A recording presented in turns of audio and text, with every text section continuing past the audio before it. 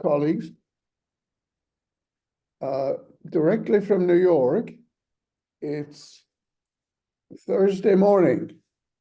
And I'm very pleased. I'm Eli Noam, the director of the Columbia Institute for Teleinformation. I'm very pleased to have a really interesting, important session here, co-sponsored by the International Media Management Academic Association, IMMAA, as well as by the Columbia Institute for Teleinformation, CITI, from where I speak to you. Now the topic today will cover public service media, PSM, in their role today. Now let me just say a few words in introduction. Public service media really go back to the 1920s when radio emerged, and it became very rapidly state radio, state-controlled radio for a variety of reasons, but mostly political, but also in terms of revenue and in terms of control. These were kind of turbulent political times. Very soon, World War II started, and the control over radio became extremely important for various purposes, such as propaganda.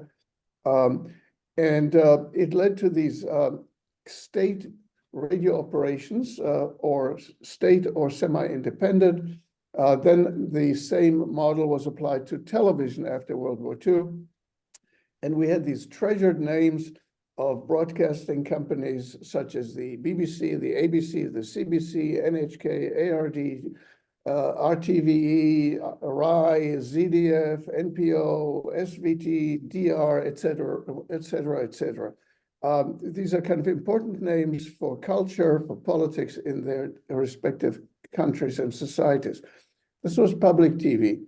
It was funded often by mandatory license fees and otherwise by direct government subsidies. It had good quality content. It was well funded. It was fat. It was happy. It was powerful. It was the dominant funder of national film and television. It was often highly politicized in its hiring in many countries, but the quality was there, and it certainly attracted many viewers. Now, in the 1980s, there were two major shocks that changed the system radically. First, the opening to private television providers, the Berlusconis, Bertelsmann, et cetera, type organizations around the world. Secondly, the emergence of multi-channel distribution media, such in particular cable and satellite, and to a lesser extent video cassette recordings, which kind of opened the system still further away from the monopoly arrangement. So public broadcasters lost their exclusivity, but they still held on because they had a decent financing, good quality content, and a lot of political backing.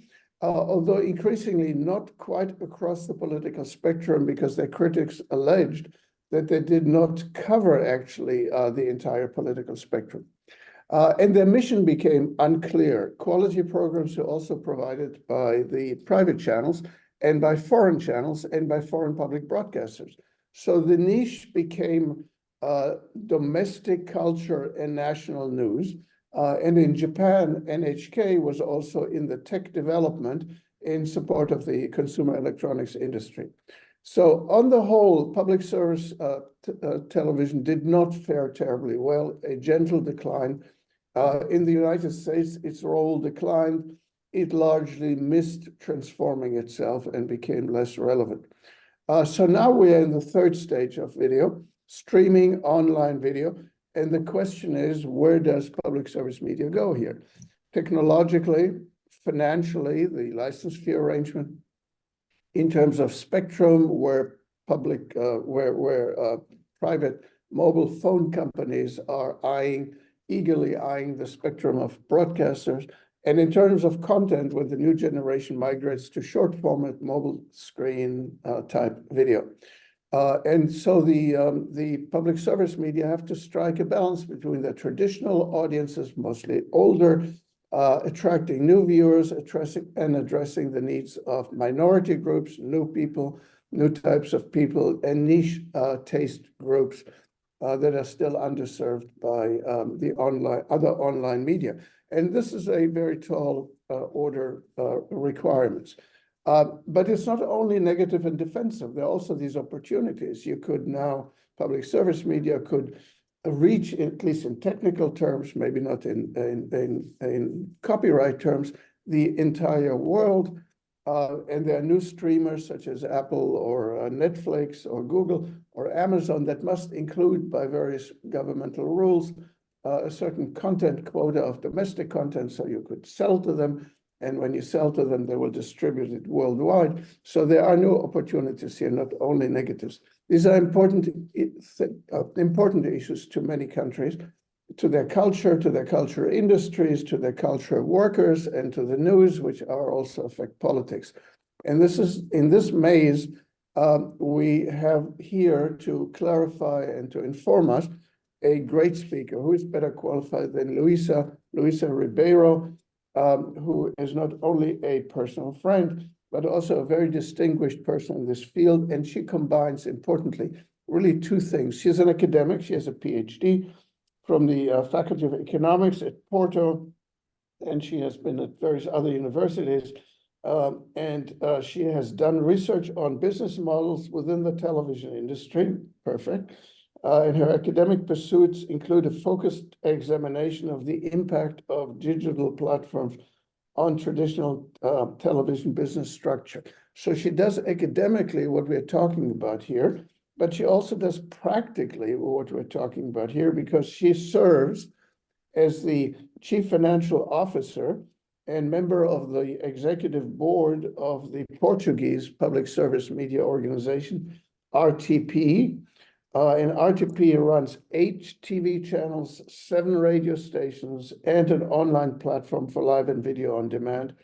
And so she practically does what she also writes about and what she will now talk to us about. Her background also includes significant involvements in tech-oriented private companies in the financial areas and in the new venture areas. And so she's highly qualified to speak to us. And I am so happy that Luisa is here with us. And as an extra bonus, she comes here with her husband, Paolo Faustino, who is not only my friend, but also the former IMMAA president a few years ago. So Luisa, welcome. I hope that we will hear interesting things from you. Go ahead. Thank you so much. Let me just share my screen, yes, which I think I'm doing right now. So hello, everyone. Well, good morning or good afternoon, according to your time zone. Here in Portugal is already afternoon. This is really a truly pleasure for me to be here with you. Thanks to the generous invitation from my friend Ellie Nolan. I have assembled a very concise presentation that talks about the challenges following confronting the operators of public service media, which is my day-to-day life. I did bring some data from the IBU, which I believe can be of interest here. IBU is a collective of public service media organizations. Mainly it gathers European PSM, but it also has 112 member organizations across 56 countries, but also has associates in Asia, Africa, and the Americas. And it has a great, I would say, research team that really provides very comprehensive and interesting reports. Some of them are open on the EBU website. Some are not open to the general audience. I am a member of the finance group of the EBU, which has 7 experts reporting directly to the executive board. And so these insightful reports that are available, I did bring some data to share with you. So my objective today extends beyond merely highlighting the challenges specific to my organization. As Ellie said, I serve as the CFO of the Portuguese PSM, but instead I seek to provide a comprehensive overview of broader concerns impacting not only my counterparts at RTP, but in many instances, commercial broadcasters. So while my focus primarily centers on Europe, it's essential to recognize, and this is quite a disclaimer, that certain elements of my presentation may not perfectly align with the realities observed in North America. So, without further delay, I would like to start with the type of pressures that PSM encounters these days. So I would like to start by talking a little bit about the human resources challenges. Navigating human resources related issues stands out as one of the most formidable challenges for PSM companies today. And Ellie mentioned this in his introduction. These organizations often grapple on the weight of legacies stemming from monopolistic markets and guaranteed funding, with historically supported robust collective labor agreements. So these agreements, while once effective, now present inflexible structures that hinder adaptation in today's rapidly evolving media landscape. And when you have a very unionized organization, this can be quite a challenge to overcome. When you are discussing wages increases or alterations in the scope of a certain function, a description of a function, and you have 10 unions around the table, often not agreeing amongst themselves, this is quite a challenge. So adjusting these current collective agreements typically needs consensus from employee representatives, notably unions, and this adds obviously layers of complexity to modernization efforts. Furthermore, recent funding cuts have compounded these challenges, resulting in an aging workforce within PSM. Average age is quite high in all PSMs in Europe. So this demographic shift makes it increasingly difficult to attract and retain younger, technologically adept talent. Moreover, the allure of innovative and well-compensated IT industry intensifies the recruitment struggle for PSM companies. And at some point, we are competing for the same resources. I'll come to that in 1 or 2 slides.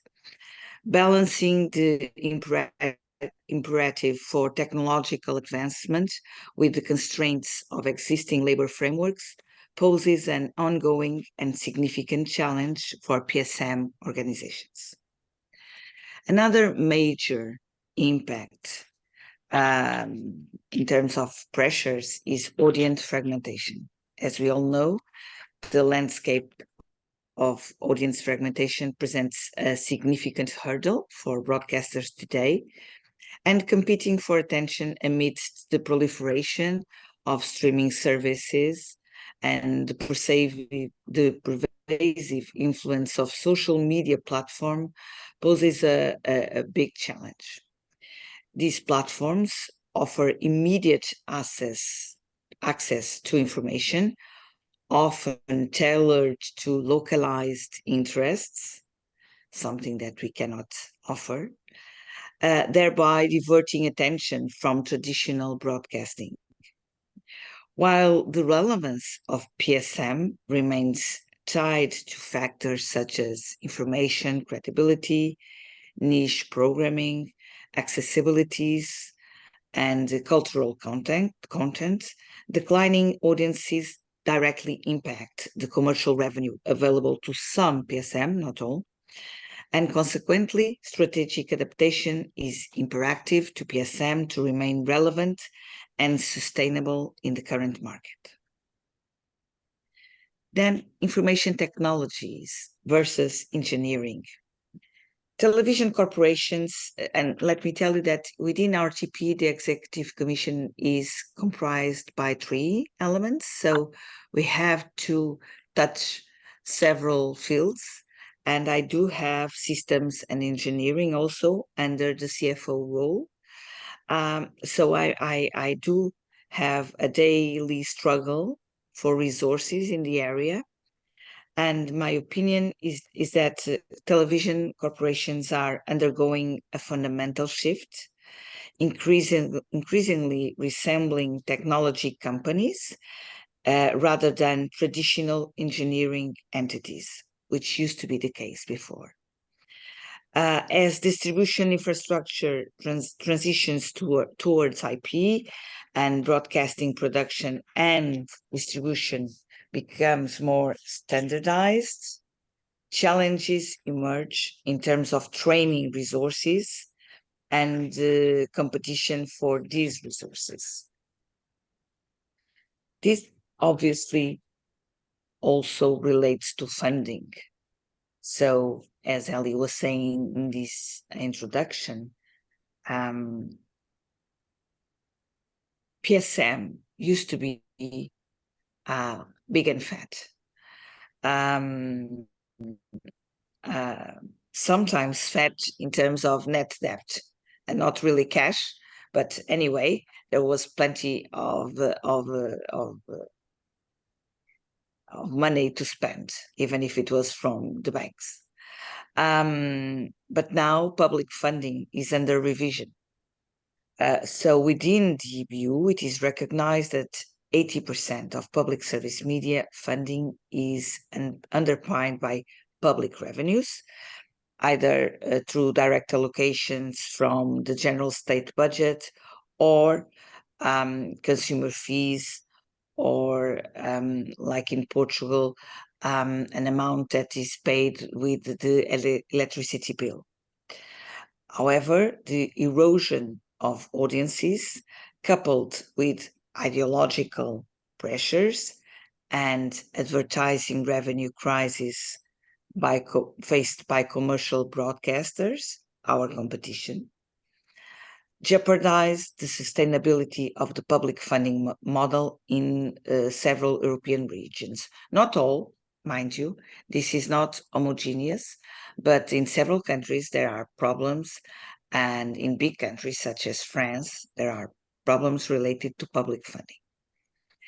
Decrease in commercial revenue. For the PSM that are allowed to have commercial revenue, the decline in such revenue is visible, not only on the advertising revenue, but on the distribution revenue sphere. Telecommunications operators responsible for channel inclusion in pay TV buckets are under mounting pressure to offer broadband packages.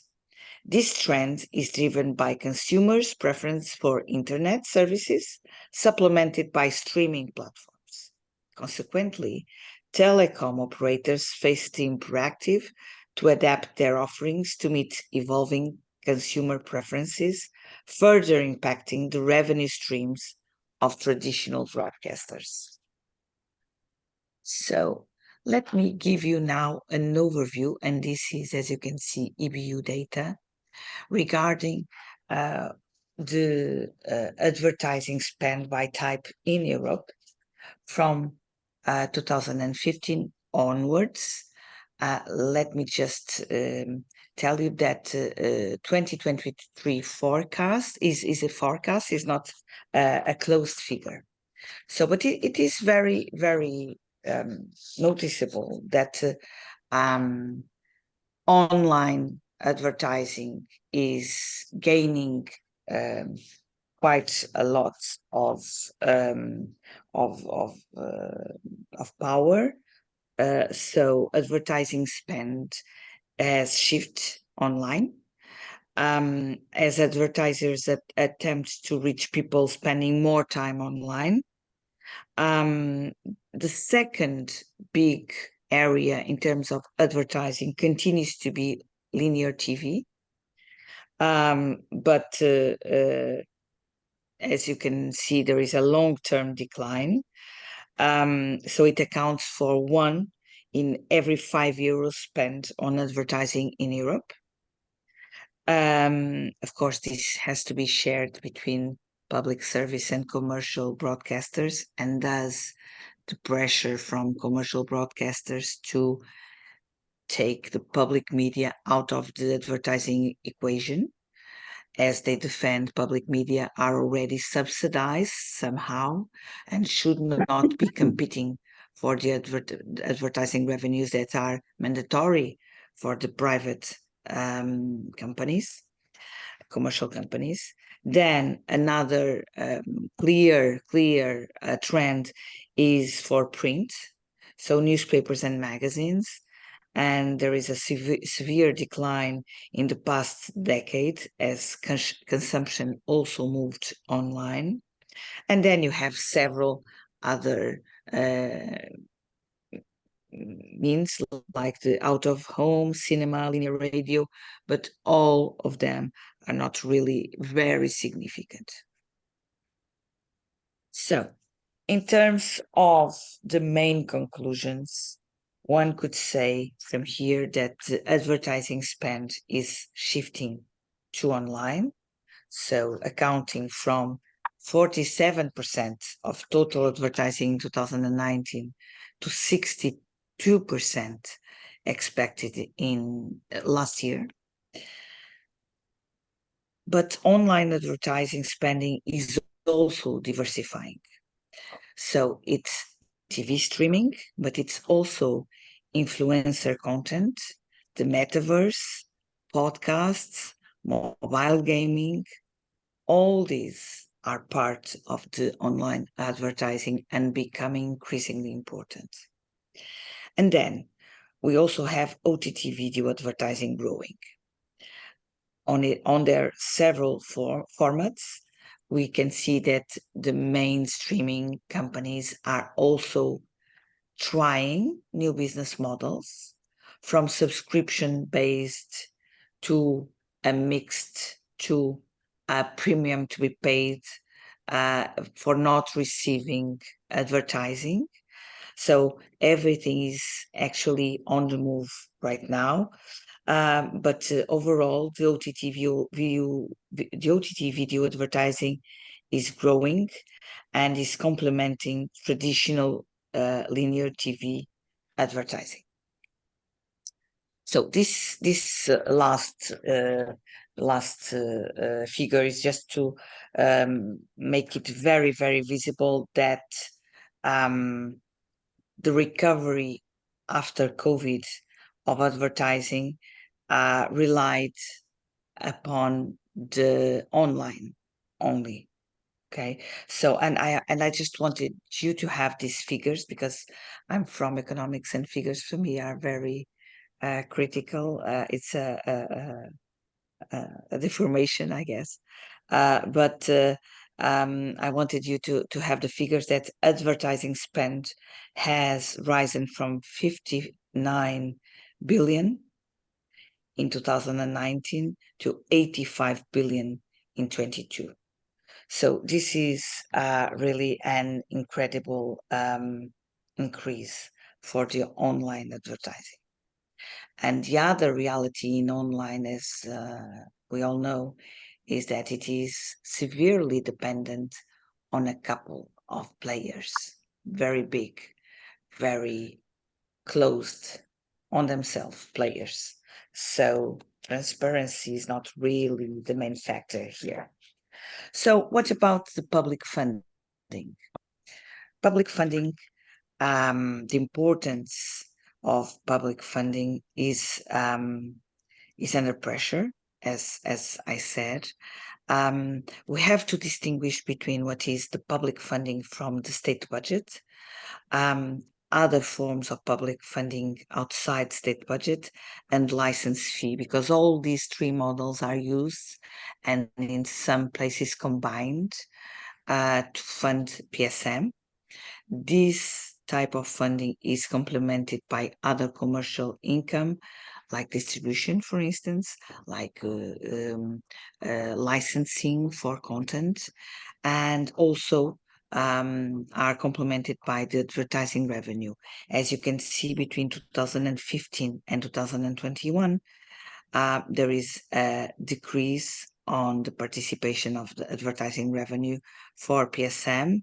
But I do have to say that the situation is much more critical for commercial broadcasters than for the PSM operators, because PSM operators are now more active and probably putting some pressure on their own teams, commercial teams, and so they are getting more aggressively to the market for need, because need is the best incentive that one might might have, while the commercial broadcasters were already targeting their best and now are really looking at decreases in the overall revenues, sometimes on double-digit basis. So it's really very dramatic for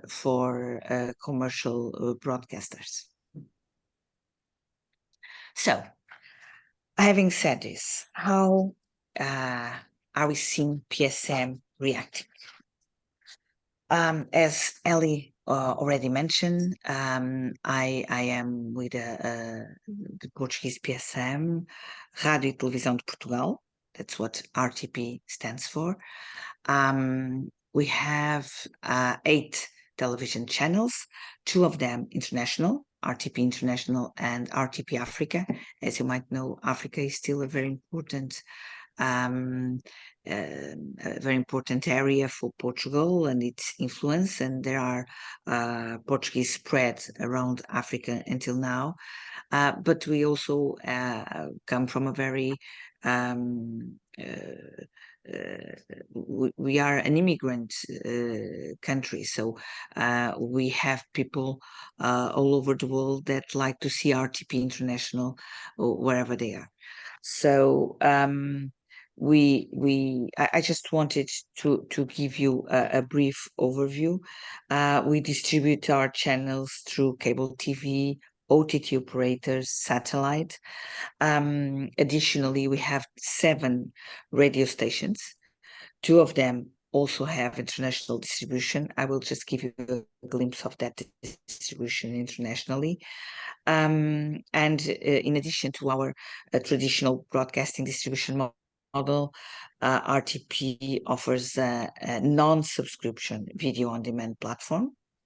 So it's an access-free platform, RTP Play, supported by advertising, along with several specialized websites catering to various segments, such as educational content with Ensina, which is something that is really powerful within the teaching community in Portugal. For you to have an idea, for instance, with the war, the Ukrainian war, we were the first ones to have classes for the Ukrainian children that were coming to Portugal, but then we also put classes online and displayed classes online and had a dictionary for those very basic terms when someone arrives to a country, to have it available to make he or herself and understandable. And it was quite a success, and it was done very quickly and with our own resources. So this type of characteristics of giving back to society is pretty much and the nature of a PSM. We did the same within COVID with the online classes for all students from primary to high school. And it was, although it was not obviously the same as in classes on site, it was proxy for that, and it solved quite a huge problem in our country. So this is all done with the support of 1,800 staff members and hundreds of suppliers, primarily all based in Portugal. We do have correspondents and branches across countries in Europe, Africa, the United States, and Brazil. This is just to give you an overview of where our radio stations are listened to. Of course, they are also available online, but they are also available through distribution with agreements with local radios in the US, in Canada, in Brazil, pretty much all over, in all continents. So this is an overview, a very brief overview of where we are, where we have our delegations. We have some capillarity in Portugal, both in the mainland and in the islands. And we do also have a role, mind you, in Africa and in Timor-Leste, due to historical reasons. So, how are we using these assets to revamp the situation and namely revenue streams? And I will go into my last slide in a moment, also to cut costs. So in terms of revenue streams, we are paying close attention, dedicating part of the commercial teams, both online and offline, also on linear, to the addressable TV advertising. So broadcasters, including PSM and advertisings, are increasingly leveraging more targeted linear TV and streaming advertising. This obviously was enabled by new technology and also by legislation components that were introduced not so long ago. Also, advertising on video on demand platforms.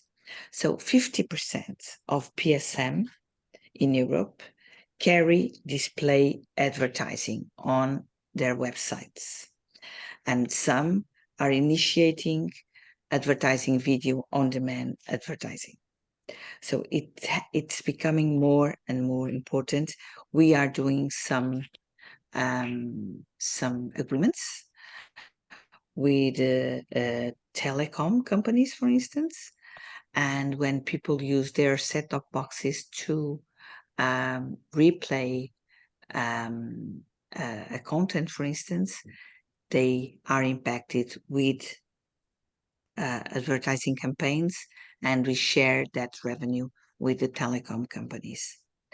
It's much better paid than the online Google ad campaigns, because profiling is much better for those cases, and it is becoming increasingly interesting in terms of revenue streams. So radio and podcasts. We are in Portugal forbidden to do advertising in radio. We are not forbidden to do sponsorship. So we can have sponsorship. Sometimes there is a fine line dividing that, but that's the way the television and radio law are done. So we can have sponsorship. And as radio is the most trusted media type, according to DBU, and 44% of Europeans listen to PSM radio every week, we are now trying to boost that kind of revenue. Also, we are transforming radio content into podcast content, and also trying to explore podcast advertising. So as listening time increases and brands want to be associated with certain type of content, this is very interesting for agencies in terms of mixed media campaigns. Last, royalties and co-production licensing. This is very interesting for several of our peers. I am thinking right now about RTE in Ireland, for instance. The public service media company in Ireland already has a significant revenue line generated from licensing their contents. Of course, their contents are in English, which is the language that prevails. But still, it's a very good example. We have noticed an increasing appetite for licensing formats. This for international markets, international growing markets in audiovisual, such as Turkey, for instance, or Korea, for instance, or other Asian countries. They are looking for formats to be licensed and to produce, because they have such a huge industry that they really need the ideas to produce. Also, there's a trend for licensing co-productions, where the public service broadcasters are, in our case, and in most of the European countries, public service broadcasters are it's mandatory for them to invest in independent productions, and then we have some rights for some years after the initial screening of the film or of the television series. Obviously, if we can help through our commercial team the licensing of these contents, we do have part of the revenue. So this is also becoming very interesting for us. My last slide is on what we have Luisa, done. if you can Sorry? conclude within the next 3-4 minutes, that would be good. So we have audience time. Yes, this is my last one. This is my last one. So we have in RTP, in terms of costs and governance, taken some measures.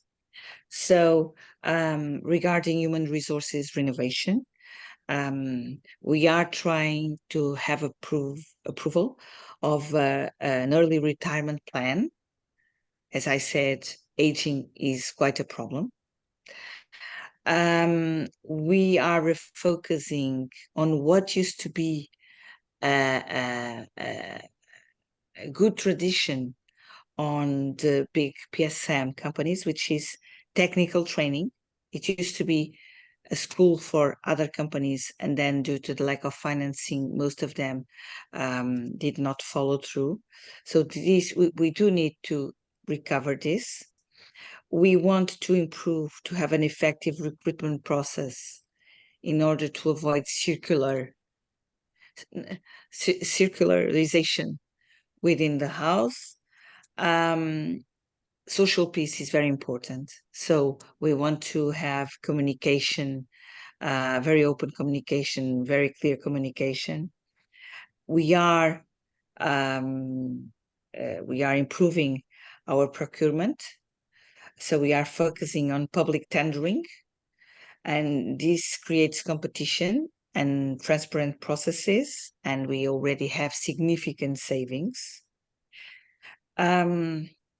We are also trying to identify and quantify what is the public value that we bring to our country, both in terms of independent production and investment in news and current affair, the combat of fake news, culture and education focus, etc. And then we are using IT tools. IT is really critical. We want to increase our planning and management control, our processes, the accountability, the internal accountability. So we want to have centralized, accessible, and reliable information that was before dispersed through the corporation. And we want more efficient processes, but also to make people accountable for what they do in the company. And that's it. Apologies if I took too long. No, this was really, really wonderful and interesting. Thank you very much, Luisa. And I should have mentioned that Luisa is practically running this whole organization. She does human resources, finance, planning, control, engineering, information system, commercial operations, international distribution, national distribution, some production. She basically runs the show while other people have all the fun, which is kind of like hanging out with movie stars and hanging out with sports stars. She actually has a real job. Now, that said, though, is it possible that 20 years from now, all these storied organizations like yours are going to have declined and become almost irrelevant in their countries and around the world, in the same way that, let's say, the public broadcasting system in the United States, which was never quite as important, has also been marginalized because its functions are being taken by others, its costs are very high, it is more heavily regulated, it has mandates, it has a cost structure that means that many people are paid much more than they would be otherwise. But its content is basically taken up by others, including domestically and internationally. So what exactly is 20 years from now the role of these organizations? That's my first question, but I'm asking others, and I see already that Jonathan Levy is already has his hands up, and I encourage you also to jump in with questions, but also with comments and your own perspective. Go ahead, Luisa.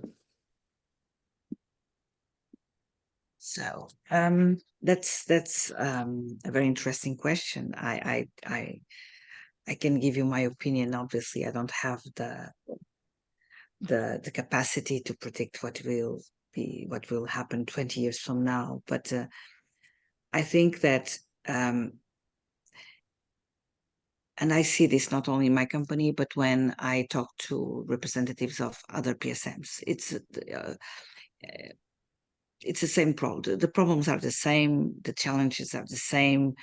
The degree can vary, but even that, it doesn't vary much. So we have old organizations that did not catch up with flexible and light structures. We don't know how to do light. We don't know how to produce light. We are the ones that always carry a lot of equipment and a big team when we have events. But this was because no one has changed this yet. So we really need to change this. There is no reason in my mind for PSM not being as efficient in terms of value for money as other companies. It's not, but we can't let just time goes by without having dramatical change. Changes need to happen both in terms of in technological terms, in terms of the training that people need to have to keep updated. It's not only here, it's everywhere. Learning through life is now the point.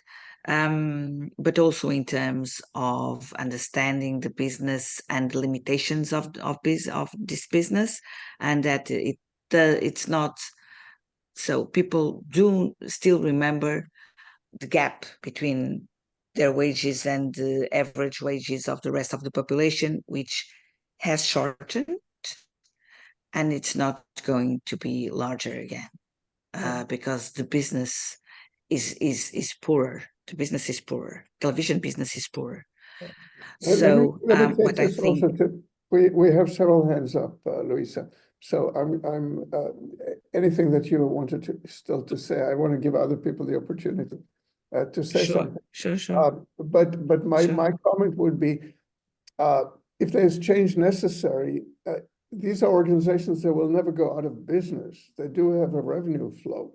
What is their incentive? That's a comment, not a question. What's then is the incentive for them to change if they basically can just kind of keep going what they do, at least any given management team? Jonathan, would you like to jump in? Thanks very much for a very interesting presentation. You've outlined some substantial challenges, and I don't envy you the task ahead. I have a data question because I found the data you presented very interesting, but I noticed there wasn't anything there about audience shares and audience demographics. And I wonder if you can say something about the level and trend in audience shares for public service media and also demographics, because there's a bit of a cliche, at least in the United States, that the public service media mostly attract an older audience. Thank you. Yeah. Sure.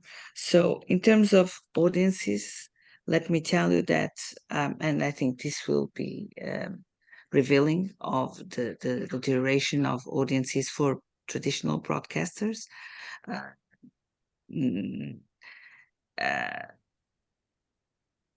The market leader for generalist television broadcasters, so free-to-air.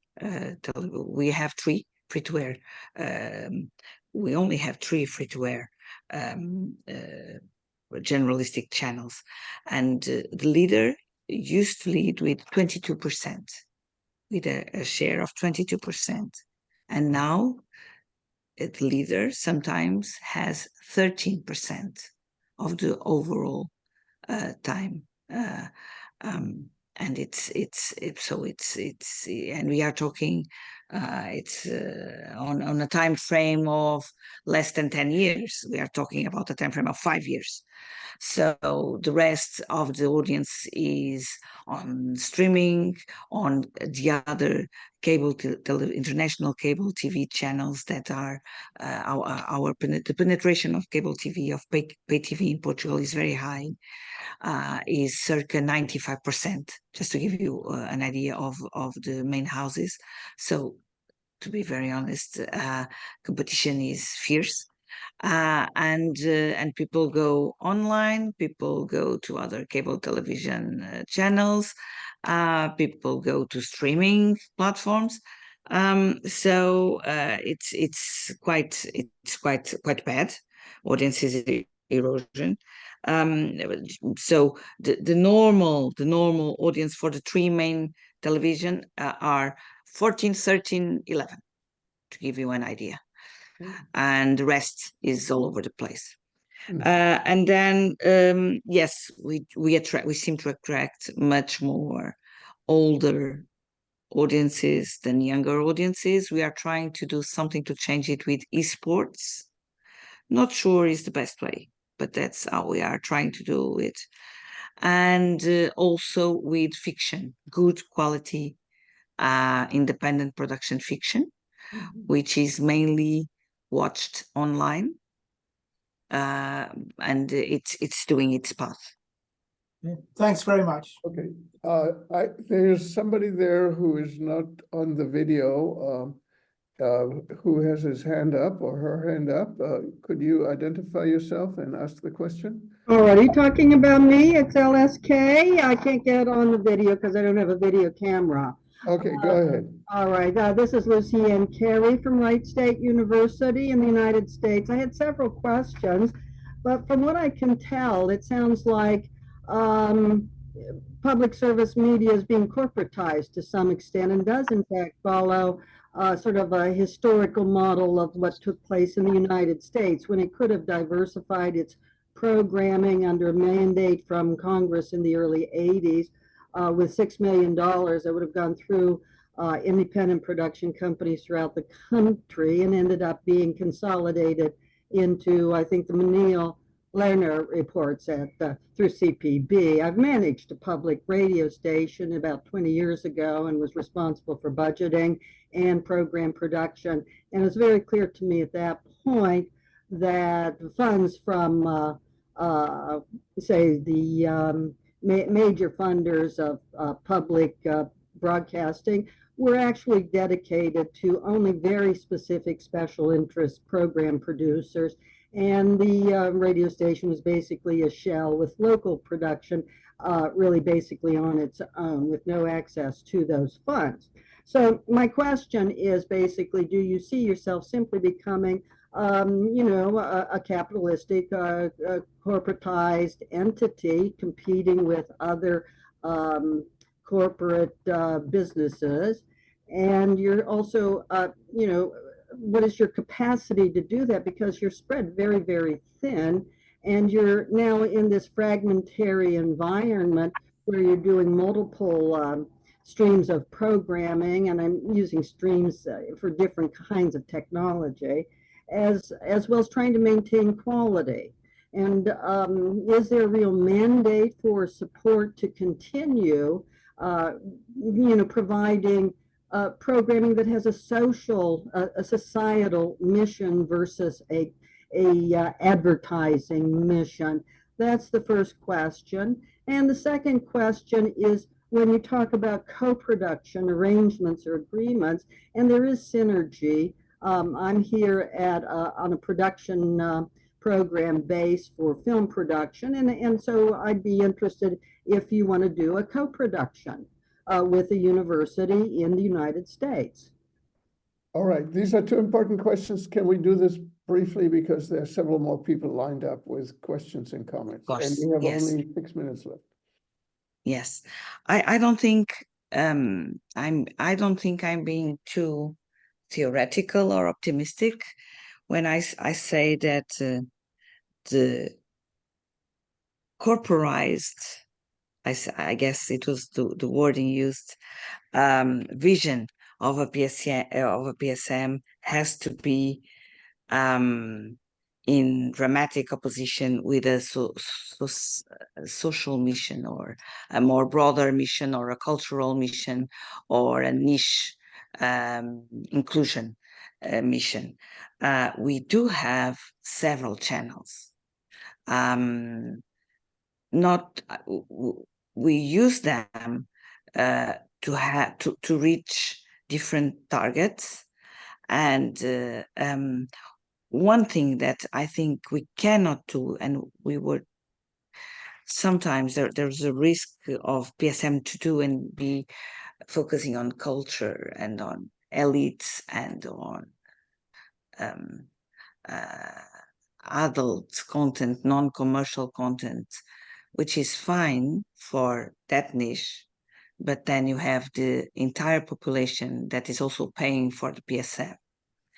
And in fact, it's not on PSM, it's not a problem of dedicating at a certain point, it's not a problem of where will I invest more or less, is a problem of how much do I keep for investing in content after paying wages.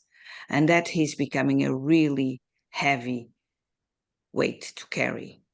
So the more corporatized, I guess, vision that I have given you is related to that. We need to have a lean corporation, which is not really hard because you still have fat all over. And with those savings, you can do much better programming. Okay.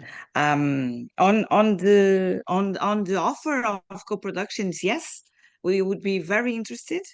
Although that would be beyond our legal obligation, because we do have legal obligation, and that's for national independent producers. But yes, nevertheless, we would be very interested. All right, I'll follow up with you later, Louisa. Thank you so much. Wonderful. Thank you. I'll go to the next question, but I thought there was something remarkable that Luisa that I heard. She said that after we spend the money on our people, there isn't very much money left for content. I thought that the whole idea was to produce content, the people there to produce the content. Now it seems to be the other way around. The content's function is just kind of to keep the people in business. Maybe I'm reading this into what you said. Ben, go ahead, and then Swe's done, and then we're going to be running out of time, so be quick. Okay. Actually, I was going to ask what you started with, Ellie, and I think the question is the justification for public broadcasting today. So one of the things, Luisa, it's good to see you again. It's been 5 years. My daughter just got back from a week in Portugal. Wonderful time. Bought us a box of pastéis de nata. My question, though, is one of the things that you mentioned in your last slide was public value identification.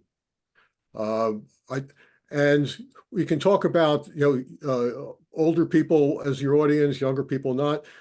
How do you go about identifying? That seems to be the crux of it. Is there a value to public broadcasting anymore, given so much stuff that's out there compared to 30 years ago? So how are you going about that, and what is your sense of what is the value added that can't be gotten from everything else? We are betting on trustworthy information, news. So we might not be the first ones to give the news, but we most surely are the ones that always confirm what we put on air. So and it shows when we have the public perception is that we are much more trustworthy than our competitors. Then we also have some content that no one else can have, because it's for minority religions, for instance, is for we have a huge investment in accessibilities for people with disabilities. That's not really mandatory for all the television players, but it is for the PSM in Portugal. So it's another major factor that is important to many people. We are pulverized through the country, which means that not even in a sufficient degree, I'd say, but still, and less than it used to be, but still a very important coverage of local news. So local information, people can relate much more to that than to the news of international wars or problems that everyone covers. But having said this, we are struggling, and there is a big debate here in Portugal right now. All the media are covering the same issues, pretty much. And this is a problem. This does not help anyone. This does not bring value to audiences. This does not distinguish our good news from any rubbish from the internet that might copy paste whatever anyone is saying. And this has to change. We need to set our own agenda. It's not easy. And I don't have that area. Luckily, I don't have that area, Ellie. So it's not what you said regarding I carry the company. No, for instance, the information, the news area, which is really, really huge in any PSM, it has to go through several changes, and it's not really. But we all think about it, obviously.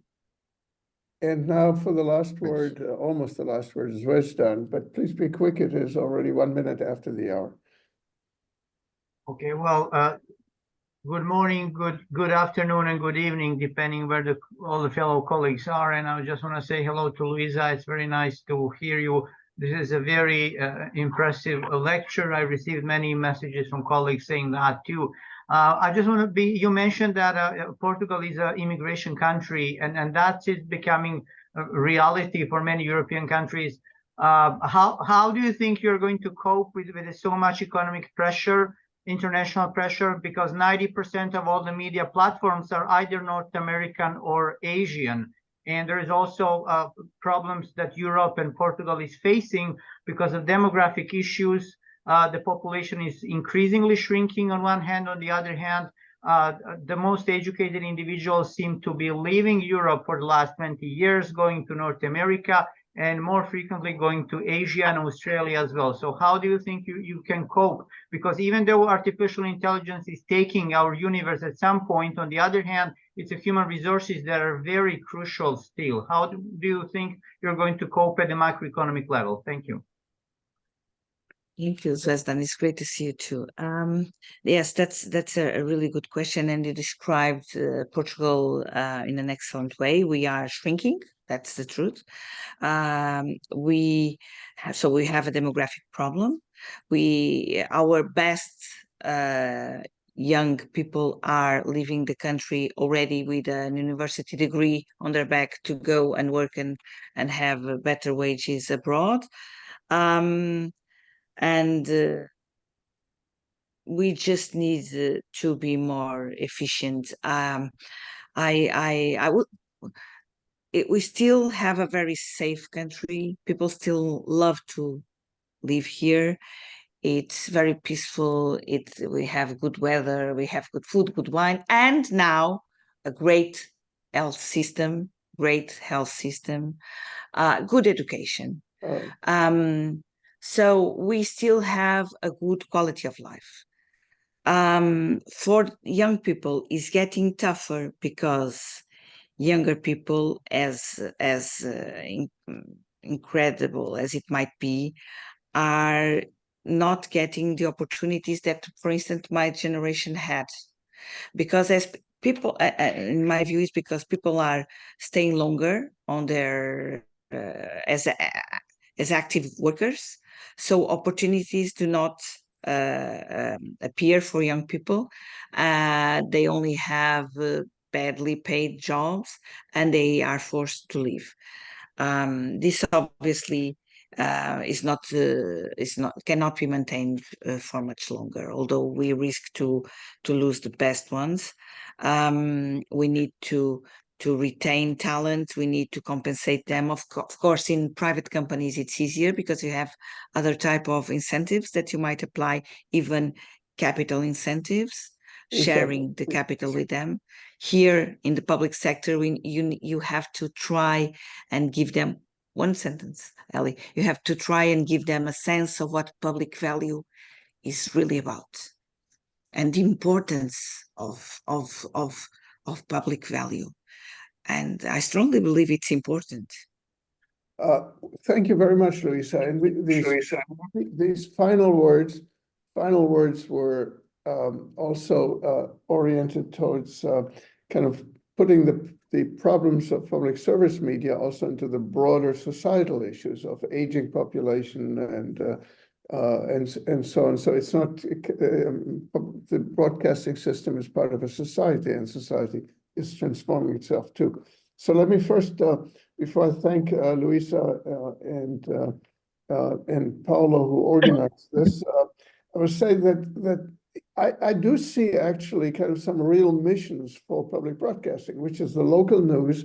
We didn't speak much about radio, but kind of when people drive in the car, they listen to radio, they listen to the news. Public service stations are important here.